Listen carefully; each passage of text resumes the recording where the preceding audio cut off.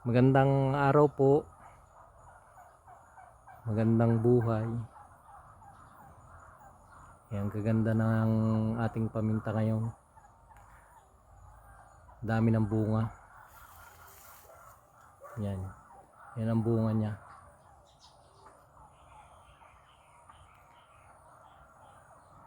Sana'y dire-diretso na ang pagbunga nito. Huwag lang siyang daanan ng malakas na bagyo para hindi manlaglag. Halos lahat ay mabunga ang paminta. Ito ay ganun din, oh.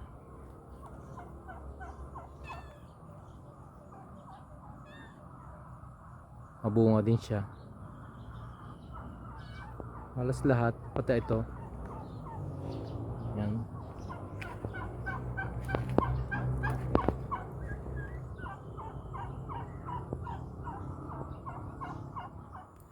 Nung nakaraang video po natin, hindi ko po naipakita kung saan kami kumukuha ng itinatanim na paminta.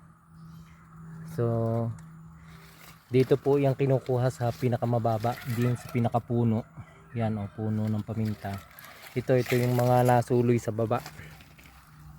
Ito, natubong ito sa baba. Yan po ang aming itinatanim. Ito, yan, o. Dito kinukuha. Yan sa babang yan. Yan, sa babang yan ang paminta.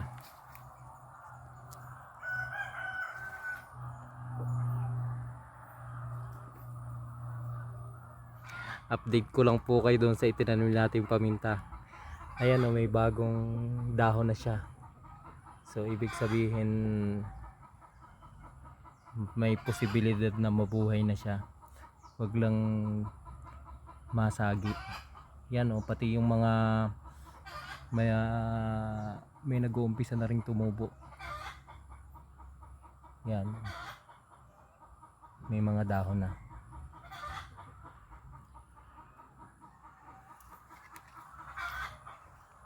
Pati po yung nandito, yan, yung ibang tinanim natin, ganoon din, oh. Tingnan nyo, may nag-uumpisa ng magkadahon. Yan, oh, may tubo na siya. Tsaka hindi siya nalalanta, hindi nalalagas ang dahon na nasa taas.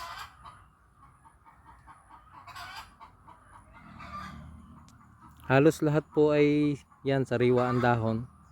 Yung iba naman na walang dahon, may nag-uumpisa ng tumubo.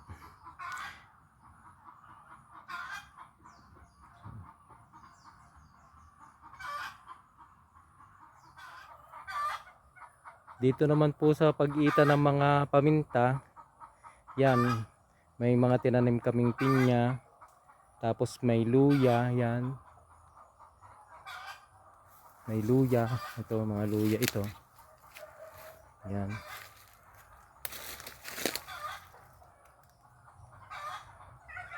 So pwede po kayong magtanim ng mga ganyan na hindi makakakanlong sa mga paminta natin. Diyan, nakakuha pa tayo ng 2 hinog.